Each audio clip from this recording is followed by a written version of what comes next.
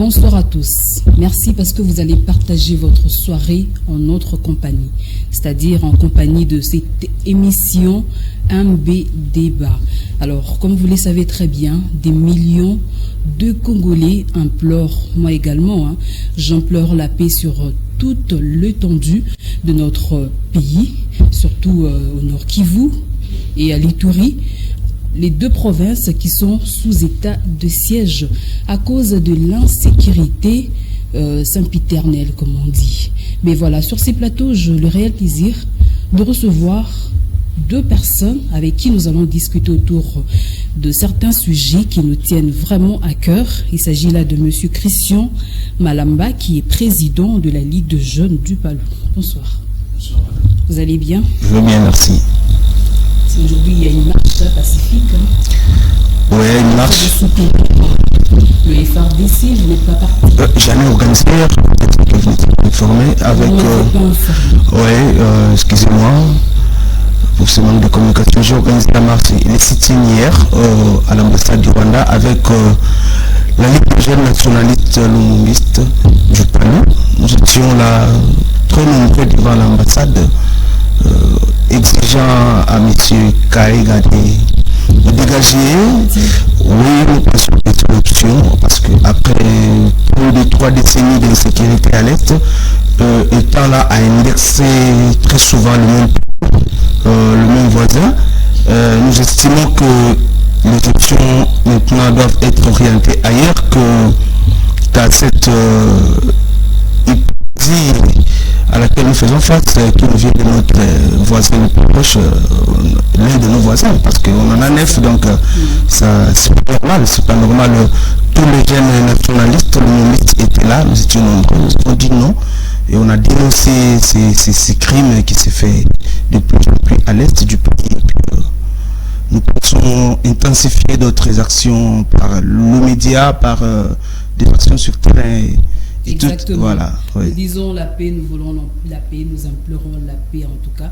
Nous avons vu au Nord Kivu, il y a également des femmes et des hommes et même des mamans, des cocos comme on dit, des grands-mères qui ont eu à marcher et ils ont brandi quand même une carte pour dire que nous voulons que Poutine vienne s'installer à Kinshasa. C'est une façon peut-être de dire, de parler aussi.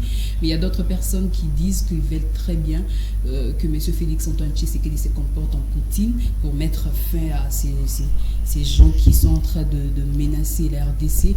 Tout simplement parce que la RDC, c'est courbe. Ils sont en train de se laisser aller. Et alors là, ils oublient qu'on peut les attaquer et agir fatalement contre eux. En tout cas, ça viendra. Mais alors, il y a également M. Gustave Luanga qui est cadre à l'ESBEL Révolution Mentale. Bonsoir, M. Gustave. Bonsoir, madame. C'est un honneur de vous recevoir. C'est pour la première fois Merci sur le plateau de Média Business Télévision. Aujourd'hui, il y a marche avec M. Martin Fayoulou et M. Matata Poni, on l'a vu. Il s'est allié à M. Fayoulou, mais on ne le voit pas sur terrain aujourd'hui avec les autres. Qu'est-ce qui se passe? Non, d'abord, madame, il faut que... Oui, une précision, apportez-nous une précision. Il faut que alors. je vous apporte une précision. Allez-y. D'abord, nous sommes ici pour parler au nom de millions de Congolais qui souffrent de l'insécurité au pays, à Ituri, partout au Kivu. Et des milliers de personnes qui ont osé hier de marcher et qui continue toujours à oser de soulever le ton contre ce régime Tshilengelo, contre tout ce qui est comme oppression, comme repression, comme je peux dire violence. Ce n'est pas contre Kagame, mais c'est plutôt contre le président. Non mais madame, écoutez, lorsqu'on est dirigé par un ami à un ennemi, ça veut dire qu'on est dirigé par un ennemi. Vous affirmez. Monsieur Tshilombo m'avait dit seul que Kagame était son ami. Et donc, quand l'ami de votre ennemi est votre ennemi, et donc pour nous, les Congolais, victimes des violences du Kivu, de répression malsaine de M. Kagame et son ami M. Mais c'était une façon de chercher un climat serein entre pays voisins. Il n'y a pas de mal à ça quand même. Madame, vous cherchez un climat serein avec lui. Est-ce que lui, il vous accepte? Il n'y a pas de réparation sans justice, madame. D'accord. Alors, on doit quand même dire que les attaques doivent être condamnées, Monsieur Christian, et ça doit être suivi des sanctions aussi envers tous ces gens-là qui nous méprisent quand même, qui essayent de nous tuer à chaque Madame, qu'ils ont l'occasion. La position de la République démocratique du Congo est claire. Le ministre des Affaires étrangères Lutundu l'a dit il y a 2 jours au Conseil de sécurité. Il est même passé par des interrogations parce qu'il a commencé par condamner en citant nommément le M23 soutenu par les Rwandais, parce que M23 c'est quoi? Mouvement du 23 mars. Mais c'est quoi ce mouvement? On dit le mouvement du 23 mars. D'accord, mais en réalité ce sont des Rwandais qui sont là depuis, qui essayent de mettre à mal la paix acquise mais le gouvernement ne l'a pas dit publiquement ou officiellement comme ça que c'est Kagame qui est derrière le M23. Si le ministre des Affaires étrangères là a été très clair dans ses propos, sauf si vous voulez qu'il cite nommément les gens, c'est aussi une communication, et là on va essayer de voir les choses autrement. Mais il l'a dit, parce qu'après il pose la question clairement, il dit qui arme les M23, qui donne des armes lourdes au M23, c'est ça la question qu'il a posée à l'Assemblée. Et maintenant, je crois, j'ai suivi mon frère qui a dit que sur le régime, je pense qu'à l'heure actuelle, moi je vis. Pourquoi les opposants doivent marcher pour réclamer une cause qui devait, en presque une cause par laquelle il n'y a que le gouvernement qui peut trouver la solution. Ça signifie que et l'opposition et majorité, on pense qu'il faut trouver des solutions pour la République. Alors, dire que votre régime a échoué avec, le régime n'a pas avec des prorogations de l'état des sièges. Non, madame. Et la guerre, tout à l'heure, je discutais avec quelqu'un qui me dit, mais vous pensez que la guerre, elle sera facile à orienter, que tout va... Je lui ai dit oui. Écoutez, dans cette région-là, le peuple congolais est très préparé à une guerre que le peuple rwandais. Ça, peut-être c'est l'élément que beaucoup de gens négligent. Mais eux aussi sont déjà préparés. Ils ne sont pas préparés. Je vais vous donner des éléments pour dire qu'ils ne sont pas préparés. Écoutez, ce peuple, tout individu régulièrement sous une menace développe un instinct de survie et développe des mécanismes de protection qui viennent des fois automatiquement. Ce qui est différent des Rwandais qui, pour la plupart, sont là en train de sucer les miels qui coulent. Ils ne savent même pas ces miels viennent d'où. Ils sont là parce que l'autre fois, leur ministre disait quoi? Nous, chez nous, nos terres sont limitées. Notre guerre, nous irons la faire à l'est du pays, en dehors de nos frontières. C'est que le président Kagame, voilà, ils l'ont dit. Ça signifie que même leur population n'imagine pas, ne redoute pas la réaction, ne redoute pas une quelconque réaction de la population congolaise. Ça signifie quoi? Aujourd'hui, une guerre, la population de Goma, du Kivu et des avions est très préparée à ça, parce qu'elle a habitué à ça. Elle sait comment creuser un trou, comment esquiver ceci, comment faire ceci. Alors qu'au Rwanda, ça sera une surprise pour le Rwanda que pour la République démocratique du Congo. Et nous le disons en haute voix, la RDC n'a pas peur de la guerre. C'est exactement pour cette raison-là que les armes sont là. Il n'y a pas embargo. La MONUSCO a dit dernièrement qu'il n'y avait jamais eu embargo pour la République démocratique du Congo. Ils ont dit que l'embargo était fait pour des rebelles. Mais comment vous donnez de l'embargo aux rebelles alors qu'ils ne sont même pas autorisés? Ce sont des gens qui opèrent dans l'illégalité. Et puis voilà, donc... Apparemment, ils n'ont pas... Il faut dire que la MONUSCO n'a pas été claire avec nous. Elle n'est pas claire... Même longtemps qu'on nous a donné cet embargo. Elle n'a pas été claire, on le dit. Et maintenant, nous avons dit que l'heure a sonné pour que nous, comme l'humouriste d'abord, nous avons un lien direct avec les frontières du Congo. Peut-être que je dois vous donner cette information-là. Les partis l'humouriste dont nous avons le privilège de diriger la Ligue, a un lien direct avec toutes les frontières du Congo. Pourquoi? Nos pères fondateurs discutent de l'indépendance du Congo. Lumumba est père de l'indépendance, nous avons Antoine Guizek et tous les autres, ils ont été là. Ça signifie que nous sommes très attachés à cette histoire congolaise. Ce sont des vrais et du coup, voilà. On va encore retrouver... c'est panafricaniste. Nous sommes là, madame. Nous sommes là et hier, nous l'avons fait. Je vis des éléments de la police qui, au début, voulaient dire, j'ai dit, mais écoutez, vous voulez vous faire complice ou vous voulez être avec la population? Soit vous êtes de l'autre côté. Nous ne venons pas tuer Karega. On ne veut pas l'assassiner. On ne veut pas démolir sa maison.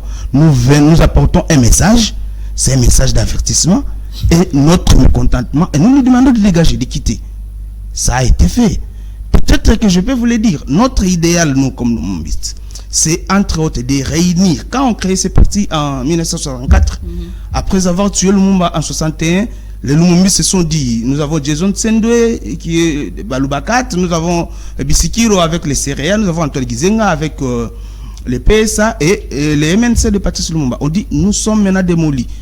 Lumumba vient d'être tué, Gizenga a fait 2 ans Boulambemba, nous risquons d'être exterminés. Venez, regroupons-nous pour protéger les acquis de l'indépendance. C'est pour cette raison-là qu'on a créé ce parti. Et là, nous sommes... Non, nous ne disparaissons pas, madame. Avec les hommes, tant qu'il y a la vie, il y a de l'espoir. D'accord, merci beaucoup. Okay. Alors. Merci à vous. Je vous en prie, madame. Monsieur Gustave Luanga, nous avons vu le président de la République qui a libéré des otages, des militaires rwandais qui ont été capturés à l'est du pays. Dites-moi, est-ce que c'est une façon bien de faire les choses? Madame, je vous ai dit au départ que Tshilombo était l'ami à Kagame, donc René Détona.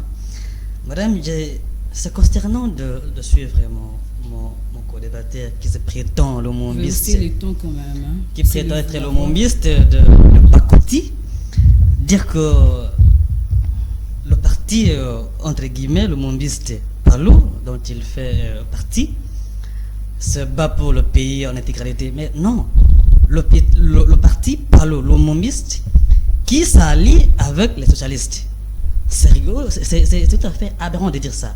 Monsieur, vous n'êtes... Mais est-ce que vous n'êtes pas le mombiste? Monsieur Matata Ponyo, ça n'est pas monsieur Fayoulou, ça c'est pas... Hein? Madame, alors il faut... Je de Matata Ponyo. Oui, mais vous soutenez quand même. Tout à fait. Alors, oui. Il faut le suivre.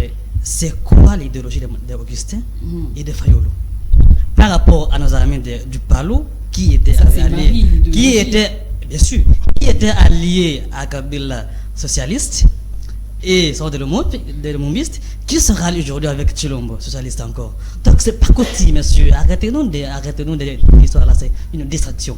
Madame, nous avons été chassés comme de mouches, je crois en janvier, lorsque monsieur Karega a insulté, a marché sur le mémoire des millions de Congolais qui sont décédés au Kivu. Nous avons marché et j'ai fait 2 jours au niveau des contacts avec M. Prestepeng et M. Chaloupa. Moi, j'ai fait 2 jours là-bas au contact, en prison, puisque je défendais mon pays, je défends les Congolais qui sont violés, massacrés, malmenés par ce petit pays. Mais avec quelles actions concrètement que vous défendez les pays? Dites-nous. Madame, on ne défend pas le pays avec des actions barbares. Oui, mais c'est nos actions réfléchies et révolutionnaires sont telles que M. Tshilombo doit déclarer la guerre officiellement contre le Rwanda, puisque M. Tshilombo ne le fait pas.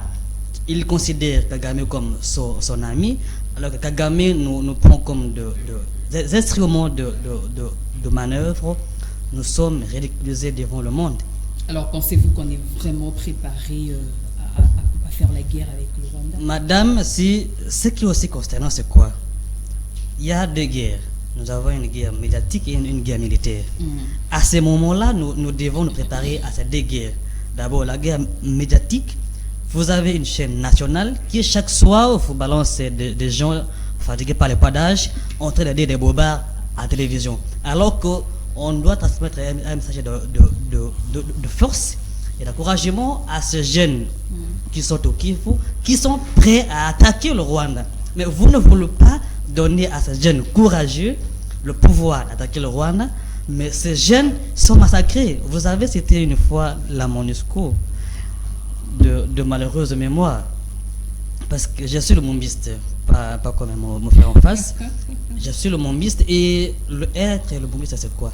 C'est d'abord avoir l'esprit révolutionnaire.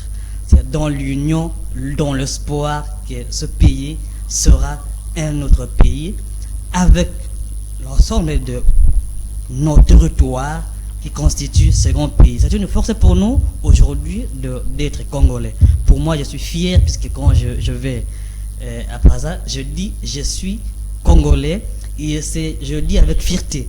Tout le monde est fier d'être Congolais. Non, madame. Mais si... Non, madame.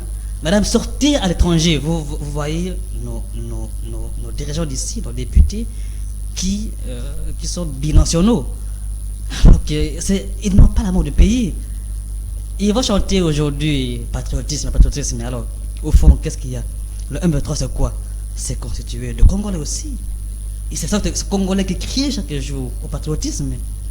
Mais alors, à cause de ces discours de M. Kagame, est-ce qu'il est nécessaire de faire partir l'ambassadeur rwandais? Alors, madame, il faut commencer par le commencement. Avant de faire partir M. Karega, il faut d'abord rappeler notre ambassadeur reçu au pays et protéger les Congolais qui sont au Rwanda. D'abord, c'est ça. Puisque les Congolais qui sont au Rwanda souffrent encore, ils sont assassinés par le sanguinaire Kagame, instrument de l'anglo-saxon, ils sont manipulés de l'Occident, alors que nous, le peuple congolais, nous mourons en Angola, on meurt à Brazza, on meurt aussi à Kigali, on meurt en Ouganda. Madame, d'abord, qui est Kagame d'abord? Kagame est l'instrument, le disciple militaire de Yoweri Museveni. La RDC sous Chilombo, le régime Chilengelo, signe un accord militaire avec Ouganda, de Yoweri Museveni. Ça veut dire que, autrement dit, Chilombo signe un accord militaire avec Kagame de manière indirecte. Parce que lorsque vous signez un accord qui n'est pas explicite avec un État qui forme les mercenaires noirs pour contrer d'autres noirs que nous sommes, c'est une bêtise. Et l'Union africaine soutient. Monsieur Gustave, remontons à la genèse. Tout à fait. Oui. C'est Monsieur Joseph Kabila. Vous êtes sans ignorer quand même, c'est Monsieur Joseph Kabila qui a commencé tout d'abord à signer des accords. Tout à fait. Avec le Rwanda, l'Ouganda et tous les autres là. N'est-ce pas? Alors, M. Chilombo n'a trouvé que ces accords-là, et pour protéger sa population, il ne pouvait faire rien d'autre. Je sais que vous ne serez pas d'accord avec moi, mais j'aimerais quand même rapidement que vous puissiez répondre, si vous en avez que la réponse. Tout à fait. Ou carrément, je passe à M. Christian pour me dire. Je vous réponds avant qu'il ait pris la parole. Ce sont des accords qui datent de longtemps. Mais madame, lorsqu'on pour dit... se défaire de ces accords-là, il y a quand même un processus. Madame, c'est pas du coup comme madame, ça. on dit cap pour le changement, on ne renonce pas. Donc, on doit changer ce qui est mauvais. On ne peut pas continuer à faire ce qui est mal. Le mal est toujours mal. On peut, pendant qu'on en a encaissé pendant si Kabila, qu'on a critiqué, qu'on a insulté, a signé l'accord avec le Rwanda. Mais nous, qui avons souhaité Kabila, quand on arrive au pouvoir, on fait quoi? Il y a de dessous des cartes à ces sujets-là. Voilà. Monsieur Christian, on ne peut pas se défaire de des accords comme ça sans procédure, je ne sais pas. Il y a quand même... Madame, je voudrais quand même informer mon frère sûrement. Il y a des choses qui peuvent nous échapper. Nous sommes des humains et ça arrive à tout le monde. Patrice Emery Lumumba était nationaliste socialiste, comme Antoine Gizenga et tous les autres. Et le parti Lumumiste unifié est un parti socialiste. Nous sommes socialistes. D'ailleurs, la lutte d'Antoine Gizenga depuis plus de 10 ans avant sa mort était de réunir la gauche socialiste, parce qu'il s'est dit, écoutez, et je vais vous dire que le parti Lumumba unifié, c'est le seul parti qui est créé non pas dans un contexte, dans un quelconque contexte de frustration. Il n'est pas content d'être dans tel parti, il quitte, il va créer son parti. Il a été dans une rébellion, il va créer son parti. Non, nous sommes combattus et nous pensons que pour être fort, on doit être ensemble. Les quatre lumumbistes viennent, ils se mettent ensemble avec à l'esprit, la mémoire de Lumumba qui vient de mourir. C'est lui notre président d'honneur. On dit, nous allons nous mettre ensemble et nous unifier, créer un seul parti. C'est comme ça qu'on a créé le parti lumumbiste unifié. Et dans l'idéal lumumbiste, c'est clair. Regrouper les nationalistes patriotes de la RDC autour d'un idéal du peuple congolais. Et voici cet idéal. Assurer d'abord l'indépendance effective de la RDC. C'est pour rien que moi, j'invite les jeunes de la Ligue, sortons, allons voir le monsieur. Et entre autres, parmi ces idéaux, nous avons entre autres travaillé pour l'unité, l'intégrité territoriale de la RDC. Ça, c'est dans les textes au fait. Chez nous, tout est écrit. Et ça part de génération en génération. Ce ne sont pas des générations spontanées qui sortent. aujourd'hui, par-ci, par-là, parce qu'il y a beaucoup de médias qui se disent lumumbistes. D'accord, nous sommes contents du moins que de plus en plus, les gens se disent lumumbistes, parce qu'à l'époque du MPR, avec Mobutu, les gens se cachaient. Mais si après, ils reviennent, je suis bien d'accord. Mais maintenant, on va aller vers les accords pour répondre à votre question. Madame, Félix arrive, il trouve un pays, il ne va pas arrêter les temps. Les États continuent. L'administration continue. Il a trouvé les accords qui sont là. Il les évalue et il voit qu'est-ce qu'il faut faire maintenant. On est longtemps resté dans cette... Il a trouvé les pays dans le gouffre là. Pour oui, les pays, c'est pas facile. Justement, je suis en train de le dire. Je suis en train de le dire. Il trouve les pays, il trouve les pays, voilà, il trouve les pays dans un état et il dit, il réfléchit, il dit qu'est-ce qu'il faut faire pour l'amener ici. Et du coup, il y a un tas de choses qu'il faut faire. D'abord, sur le plan diplomatique international, il faut renouer. L'image de la RDC, un pays presque rejeté par tous, doit être rétablie. Il faut travailler sur une autre image. Nous parlons de plus en plus du changement des narratifs. Et moi, j'ai dit, je suis en train avec certains amis avec qui nous discutons souvent, avec qui on a des questions scientifiques, je parle plus de l'intelligence collective. Ça suffit de se mettre ensemble. Parce que le changement des narratifs que nous prenons de plus en plus passe par quoi? Actuellement, dans une situation pareille, c'est par les changements aussi du mode opératoire. On est resté longtemps. Le président, il n'a rien dit. Il y a ceci, il s'est taisé. Mais maintenant, il faut aller vers les autres. Vers les autres. Hier, j'ai vu des gens, je ne vais pas dire extrémistes, qui ont dit, Patrick a dit, le ministre de la Communauté a dit, le Kinyarwanda est aussi parlé en RDC. Mais dites-moi, sur le plan sociologique, on laisse la politique. Dites-moi l'homme qui est en Banza Kwilu, par exemple, et celui qui est dans la province du Bas-Congo, et celui qui est à Kasumbalesa. En quoi ils sont plus proches que celui qui est celui du Bas-Congo et celui de Banza Kwilu, par exemple? Vous voyez? Ça, les relations sociologiques, on ne va pas s'en défaire. Parce que dites-vous, ça c'est les colons qui nous imposent ça de toutes les façons. Parce qu'à l'époque, en Afrique, il y a des royaumes et puis des empires qui existaient. Sans les colons, nous aurions nos empires et nos royaumes. On aurait notre mode de fonctionnement de notre société. On a imposé des trucs. Mais c'est pas pour autant que les gens qui sont là, tu es ici, on te dit, ok, d'accord, ça c'est le Congo, ça c'est l'Angola. De l'autre côté, si vous allez vers Kaemba, il y a des Tchoko qui sont au Congo et en Angola. Je suis en train de me perdre là. Non, je voulais revenir sur les accords. Je voulais revenir, mais ce sont des éléments de discours très importants qu'il faut toujours réunir lorsque nous discutons. Lorsque nous réfléchissons au Congo. Maintenant, ces accords-là, ou ces rapprochements, on a vu, il a dit, nous sommes frères, et bien évidemment, comme tous les humains, nous sommes frères. Mais lorsque ton frère se comporte mal, tu fais quoi? Tu t'arrêtes, tu t'étais parce que c'est un frère. Le blâme, le message du blâme qui a été envoyé à Kagame a été clair. On lui a dit, ok, tu es en train de trouver la raison de FDLR qui serait en RDC que tu veux chercher. D'accord, nous venons chez toi chercher les M23. Et on va voir, ça va nous amener où? Non, il a dit que c'est plutôt lui qui va venir. Kagame dit qu'ils sont payés tout petit, c'est pas faire... Justement, non, j'ai dit, la réponse de la RDC. Oui. Tu viens chercher les FDLR chez nous, parce qu'ils constituent une menace chez toi. Nous aussi, nous venons chercher les M23 chez toi. Et comme ça, nous pensons que le respect va s'imposer. Le respect va s'imposer.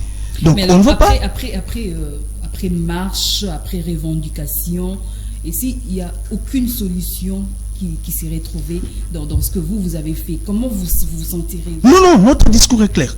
Il doit y avoir solution. Le président angolais a proposé, écoutez, nous sommes la sous-région, nous sommes des frères, nous avons le même peuple que nous départageons à travers des provinces, à travers nos différentes frontières. Écoutez, vous avez capturé des soldats qui étaient chez vous, nous acceptons. Ils n'ont pas le droit d'être chez vous. Voilà pourquoi nous disons qu'ils ont été capturés. Est-ce que vous pouvez accepter? Renvoyez-les chez eux, et puis travaillons pour consolider la paix. Ok, ça c'est sur les plans diplomatiques et politiques, d'accord. Mais nous, population, regardez, j'ai vu des vidéos inacceptables, des gens qui ont été égorgés par les M23, on ne va pas accepter ça. On ne va pas accepter ça au nom de la fraternité. Même en famille, lorsque mon frère me fait une gifle et qu'elle est dure, je fais quoi? Je riposte, non? Mais vous oubliez qu'après la guerre, il y a tellement de dommages collatéraux. Il y a la population qui est là, vous les mettez en danger. Je vais vous donner un adage médiéval, ça signifie que je rentre dans un adage d'ailleurs antique. Avec l'Antiquité, on a dit la paix c'est pour les femmes, et les empires se construisent par la guerre. Ça, c'est l'histoire. C'est en suivant l'histoire de tous les empires de l'époque, on voit que la guerre a été derrière la construction de tous ces empires. Rien à faire, rien à dire. Mais là, il faut dire que entre la vie, des vies qui sont en train de s'écrouler et une ou deux maisons qui peuvent s'écrouler, je pense que le choix doit être clair. Accepter qu'une maison s'écroule pour que ces vies qui restent reviennent construire d'autres maisons. Mais lorsque nous perdons ces vies qui peuvent construire ces maisons, qu'est-ce que nous faisons? Donc je crois que pour le moment, notre discours doit être plus un discours nationaliste. Alors, on va parler de la prorogation de l'état des sièges. On doit dire que ça a lieu de continuer à être prorogé de cette manière-là, bien qu'il y a toujours l'insécurité qui perdure de ces côtés-là. Monsieur Gustave. Madame, permettez que je puisse recadrer ce que mon frère est en train de papoter. Mon frère qui se dit le mombiste, ne connaît pas le Mumba bien. Le Mumba est nationaliste, il n'est pas socialiste. Je répète, il n'est pas socialiste. Et je suis le mombiste. Et donc, être le mombiste, c'est être avant tout révolutionnaire.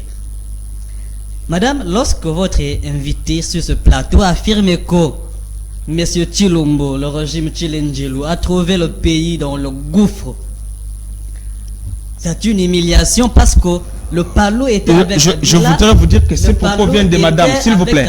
Orientez les propos vers madame. Vous avez affirmé, monsieur. Orientez les propos vers madame. Non, s'il vous plaît. Vous avez affirmé que non. Oui, voilà, l'élégance, c'est aussi être vrai et être tolérant. Madame dit dans les gouffres, je dis, nous avons trouvé, Monsieur Félix, le président de la République, a trouvé le pays dans une situation, dans un état. Il y avait des accords. Il ne va pas inventer la roue, il va sur cette dynamique, mais en même temps réfléchir sur le fonctionnement du pays. Que faire pour que ça aille mieux? En considérant que la science évolue par essai et erreur. Ok. Allez-y. D'accord. Surtout que la situation qui nous réunit ici ne commence pas avec Félix. Ok. Non, heureusement que vous avez rectifié vos mots. Je n'ai pas rectifié. Vous étiez avec Kabila depuis 2006. Depuis 2006, le Palo est avec Kabila. Et en 2019, le Palo est avec Chilombo. Donc le Palo n'est pas, à mon avis, depuis 2006, n'est pas à l'opposition.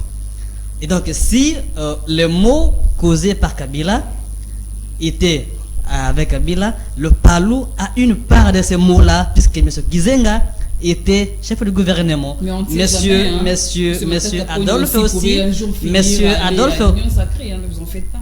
Non, mais les enjeux politiques. Madame, on ne refuse pas. On ne refuse pas. C'est quoi union sacrée? C'est un conglomérat vide qui n'a aucun fondement. Ils n'ont ni règlement, ils n'ont ni siège, ni quoi. Aucun document juridique pour l'union sacrée. Donc c'est un conglomérat d'opportunistes réunis autour du pouvoir. Point barre. Messieurs, vous êtes le Palo est allié à PPRD en 2006, le Palo est allié avec des personnes en 2019. Le Palo a une part dans le bilan J'ai posé une question, M. Gustave. On peut revenir à ma question pour avoir une réponse? Oui, madame. Par rapport à la prorogation. Madame, alors, on ne peut pas proroger l'état de siège lorsque le bilan est chaotique. J'ai toujours dit, et j'ai dit ce matin quelque part, je dis que l'état de siège n'a pas de sens lorsque dans chaque jour on voit le tête des Congolais qui roulent. On est bien sûr dans une guerre civile, il faut l'admettre. Une guerre civile. Une guerre civile, puisque, madame, une guerre civile, c'est quoi?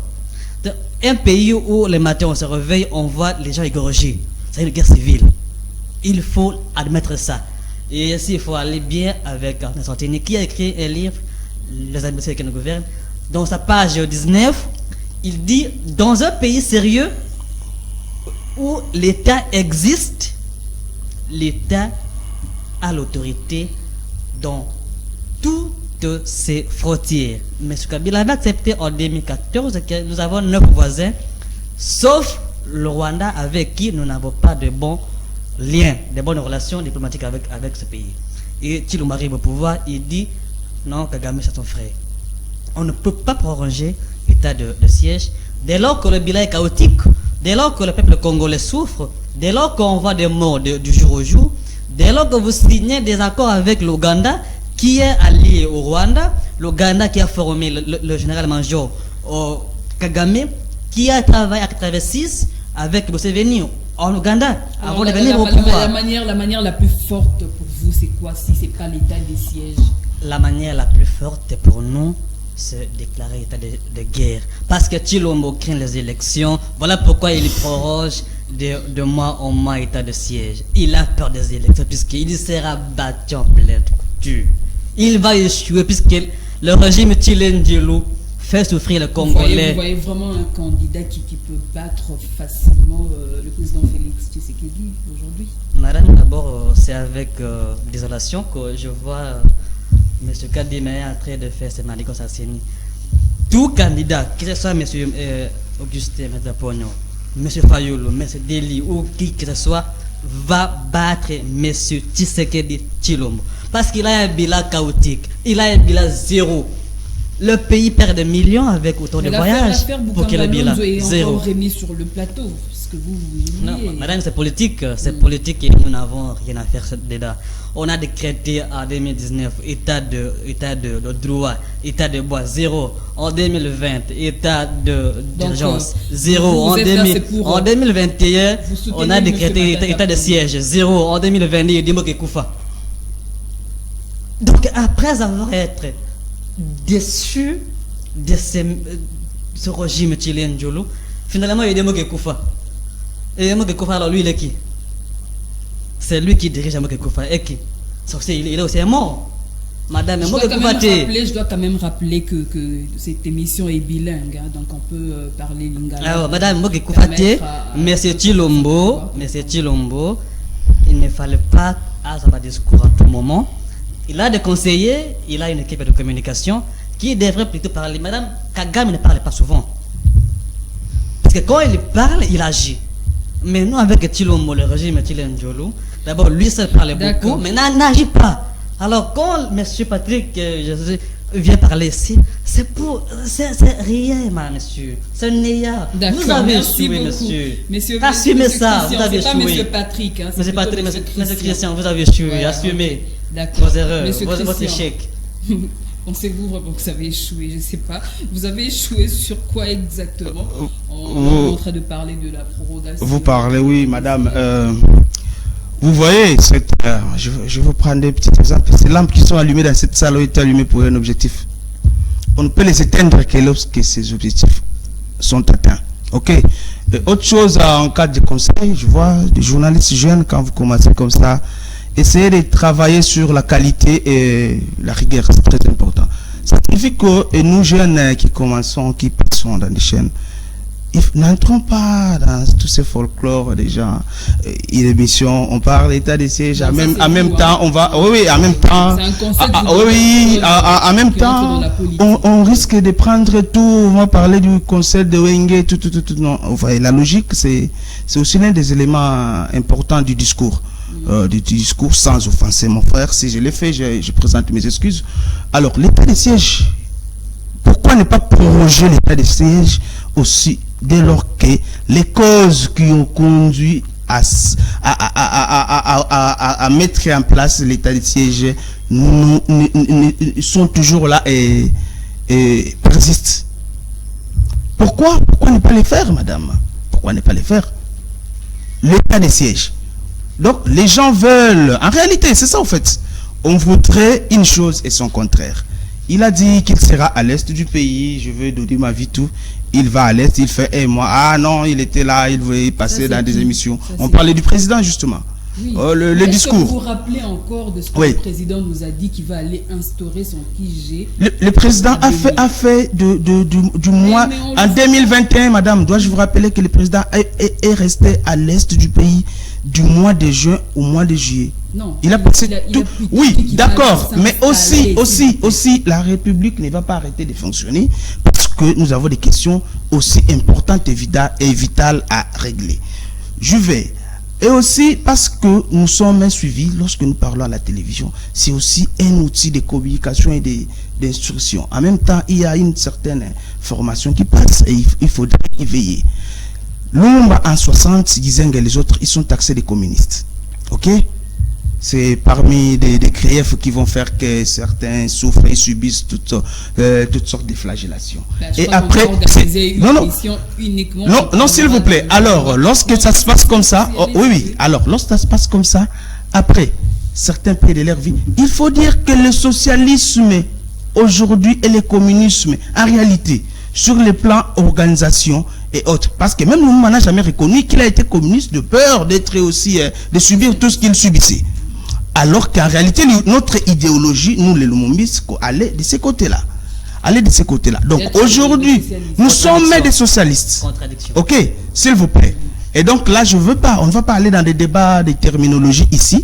Je voudrais bien qu'elle reste dans la substance de cette émission. Donc, l'état de siège décrété par le président de la République a toutes les bonnes raisons d'être prorogé, d'autant plus que les dangers pour lesquels il a été décrété persistent. Et il est là.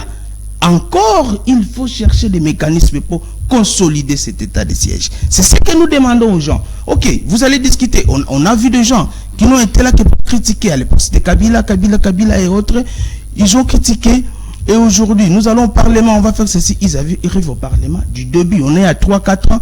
Il n'y a aucune loi proposée, aucune intervention. Rien de concret. Parce que l'idée, c'était au toi de là que je m'y mette. Ça, c'est lâche comme attitude. Nous voulons des gens qui nous apportent projet et ambition. Écoutez, je vais être là, je vais faire ceci. Voici ce que je pense pour le Congo. Proposer des politiques économiques, des politiques sociales. On vous dit, voilà comment je vais gérer le pays si je suis là. Voilà comment je vais faire sur le plan intérieur, la sécurité intérieure, sur le plan relations extérieures, sur le plan environnement, sur le plan écologique. Toutes ces questions, travailler, proposer tout ça. Ok? Moi, je vais vous dire, j'ai tout un document là. On a eu un congrès en 1964 du Palou où il y avait un projet de société et autres. Il a été amendé en 1994. Et là, au mois d'août, nous avons tenu un congrès du 22 au 28 août. On a tenu ce congrès-là et tous ces projets ont été amendés. Parce qu'on ne va pas être là à indexer les gens. Il n'est pas gentil, il a fait la photo selfie avec tel, il a mangé ceci, il a appelé tel, il a tendu la main à tel. On reste, mais il y a toute une substance, il y a de la matière. La matière est là. Oui. Il faut juste bien l'exploiter. Okay, parce qu'aujourd'hui, moi hier, par exemple, excusez-moi si je déborde, j'étais de l'autre côté, quand on était à l'ambassade, j'ai même vu le jeune de Nouvel Élan qui était là. Il demande la même chose. Il a parlé de la guerre. Quand je parlais de la guerre. Et je vous ai dit la population rwandaise était plus en danger que la population. Nous disons la même chose. Mais je crois que les à côté viennent faire quoi dans un débat aussi important républicain? Donc, entre la République. Malgré nos divergences politiques, on doit se serrer la main. Est-ce qu'aujourd'hui, vous avez vu avant hier les jeunes traverser la frontière congolaise et celle rwandaise pour aller dans les territoires rwandais manifester? Ils étaient de quel parti? Il y avait un drapeau, madame, vous avez vu un seul drapeau? On disait qu'ils étaient congolais. D'accord. Je crois que moi, en ma qualité de nationaliste, je crois que l'idéal aujourd'hui, c'est de travailler pour restaurer la grandeur, l'estime qu'a toujours eu la mère patrie qu'est la République démocratique du Congo. Des attaques, il dirait ceci, des pacotis, et ceci, on n'est pas là dans un débat de terminologie. Sinon, on va s'éterniser sur ça, et puis on va passer à côté de l'essentiel, je suis désolé. Donc, monsieur Fayoulou, monsieur Mouzitou, monsieur Kamere, monsieur Matata Pogno, pourquoi ne pas se mettre ensemble pour trouver une solution et... afin que la paix soit retrouvée dans notre pays quand même. Ça, mais les discours est le même. Les discours est le même, madame. Je dois quand même souligner quelque chose de très important par rapport à ce que M. Patrick a dit. M. Lumumba, c'est Christian. M. Christian, excusez-moi. Oui. Non mais franchement. Non, ça va. Ça arrive. Donc M. Lumumba, c'est un panafricaniste. Tout à fait. Et un socialiste quand même. Je souligne ça. Je vous demande pas de dire votre mot quand même. Bon, oui, monsieur Christian l'a si bien dit, on doit se réunir tous autour d'une table pour trouver quand même une solution, parce que de l'autre côté, c'est vrai qu'on a nos divergences politiques et tout. On doit enlever tout ça, parce qu'on doit travailler pour le Congo, pour l'avenir du Congo. Vous ne partagez pas ces points de vue en tant que Congolais, parce que là, on est très mal. Nos sœurs qui souffrent, nos mœurs, ils sont en train d'être violés, et ça dérange quand même. Vous ne partagez pas ces points de vue-là, parce que tous les Congolais qui nous suivent en ce moment partagent le même point de vue que nous sur ce plateau. Madame, d'abord, cherchez-nous un jour où on va débattre des... Oui, on parlera exactement, on va parler de Lumumba. Oui. N'est pas il y a tellement beaucoup de choses à dire sur lui. Oui, sur lui. Tout à fait. Madame, si vous lisez, si vous lisez chaque matin le message de Twitter ou de Facebook de M. Fayoulou, Madidi Martin, de monsieur malgré qu'il est dans la résistance. Monsieur Augustin. Allez-y plus rapidement. Nous avons tous un message de patriotisme. Ça veut dire que nous n'avons que ce pays, le Congo, comme fierté, comme héritage, reçu de Lumumba, de Okito et de Polo. Nous n'avons que ce pays comme héritage, nous légué par des millions de Congolais tués par le Belge. Nous n'avons que ce pays à protéger. Et donc, monsieur Tshilombo, qui préside notre destinée à ce moment-là, doivent prendre de charges qui sont les siennes pour la protection du Congo et des Congolais. C'est lui qui est au pouvoir, madame. Nous, on est à l'opposition. Nous, on souhaite, nous, on propose, madame. Okay, nous, on propose. Mais lui n'écoute pas. Tout à fait. On a proposé ceci. Oui. Pour qu'il y ait une paix durable, nous devons rompre. D'abord, rompre avec le Rwanda, c'est pas de diplomatie, avec l'Ouganda, avec la Tanzanie et avec la Belgique. Puisque la Belgique, qu'on se le dise, est derrière le Rwanda. Nous devons l'assumer et devons le dire ouvertement. Oui. Okay. Nous devons prendre des mesures pour protéger nos frontières, qui sont notre fierté, notre identité. Le mal, c'est que nous, les Congolais, parfois, on a honte de dire qu'on est Congolais à l'étranger.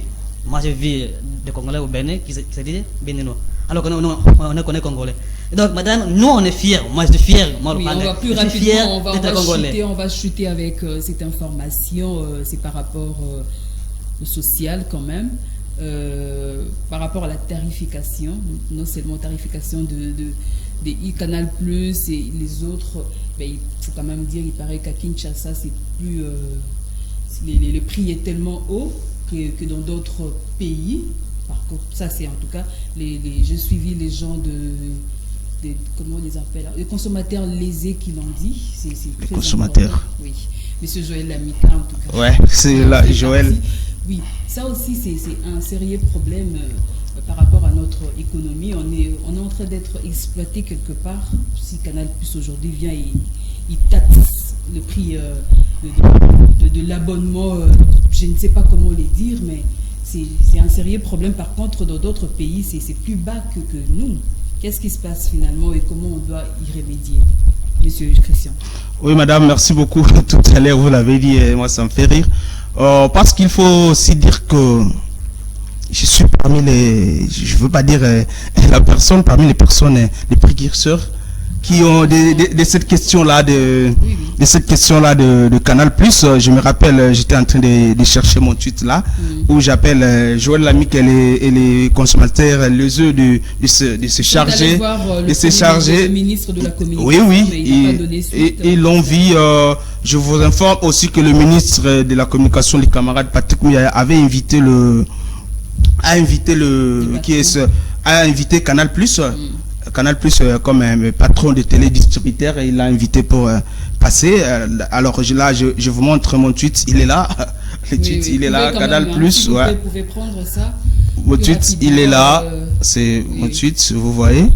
Quand je parle, je dis, écoutez, le groupe Canal Plus abuse de notre largesse. Comment expliquer que le pays employé, les employés de Canal Plus en RDC touchent entre 140 à 200 comme salaire dans un pays de 100 millions. C'est vraiment un marché à exploiter. Alors, de l'autre côté, je viens je reviens, je parle à l'autre, j'invite Joël Lamika, je lui dis, écoute, Joël Lamika, je t'invite avec les consommateurs lésés à prendre en main cette question.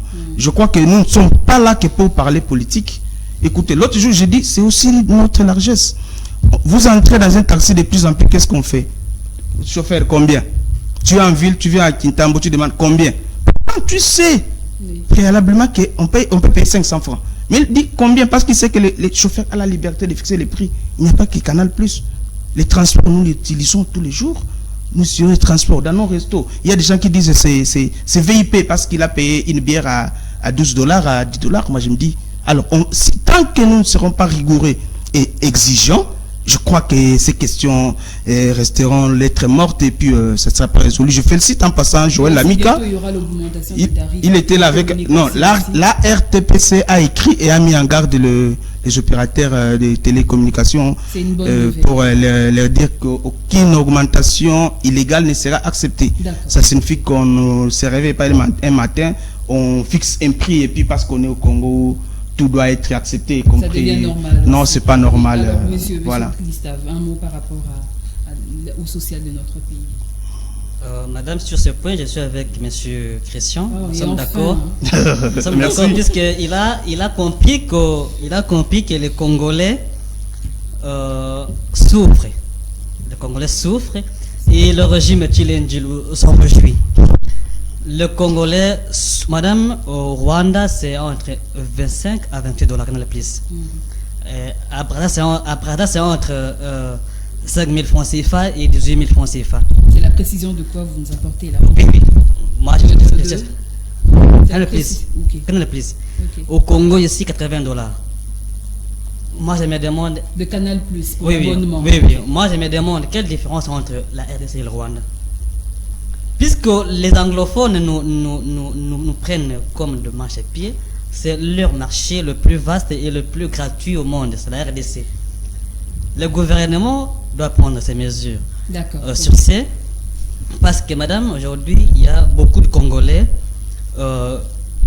qui sont à la fois ici au pays et à l'étranger, qui ont la noblesse d'esprit de s'opposer à la tyrannie et à l'injustice de ce régime Tshilendjilou, dont M. Tshilombo Félix est en train de conduire. Et le peuple congolais a compris qu'une blessure faite à une personne, un Congolais, qui soit de Kivu, de Ituri, de Yumbi hier avec Ngobila, c'est une blessure faite à tout le Congolais. D'accord, merci. Alors, merci à vous. J'ai retrouvé les titres, hein. Je peux les lire rapidement. Cher Lamika, nous comptons sur l'implication du mouvement national des consommateurs lésés pour un heureux aboutissement de cette question. Nous sommes le 7 avril 2022. Ça signifie que nous travaillons et je me rappelle la célérité avec laquelle le ministre de la Communication, Patrick Mouya, a traité cette question. Il a invité le patron de cette télédistributeur qui est Canal+, dans son cabinet pour échanger autour de cette question-là. Est-ce que de faire de marche pour beaucoup de choses ainsi? Non, le processus est en cours. Le processus est en cours. Je vous dis un grand merci. C'est nous qui vous remercions, madame. C'était à notre invitation. Merci également à tous fidèles téléspectateurs de nous avoir suivis. Tenons-nous la main, hein, s'il vous plaît. Faut qu'on s'aime quand même. Il faut vraiment qu'on s'aime sérieusement. Arrêtons de faire l'hypocrisie pour rien, ça nous amène nulle part. Aimons notre pays. Congolais, vous êtes de l'opposition, de la majorité. Aimons notre pays. Allons plus loin encore. Alors, c'est mieux de se mettre ensemble pour chercher un moyen, chercher la possibilité de trouver une solution pour nos mœurs. Je suis en train de les dire, hein, de les répéter. Ce sont nos pères, mères, en tout cas sœurs et frères qui se retrouvent à l'est du pays et ils sont en train de souffrir sérieusement. Trouver la solution pour ça, en tout cas. Nous comptons sur vous, les présidents de la République. Nous comptons sur vous, Martin Fayulu. Nous comptons sur vous, M. Vital Kamerhe. Nous comptons sur vous, M. Joseph Kabila. Nous comptons sur vous, je peux citer tout le monde. Merci, nous comptons également sur vous, la population congolaise. Moi, je compte sur vous et je compte également sur nos invités. Arrêtons avec des discours de bassesse, ça ne nous amène absolument à rien. Merci infiniment, je vous retrouve très prochainement, mais d'ici là, portez-vous bien et bonne suite de programme sur Média Business Télévision. Au revoir. Au revoir, merci.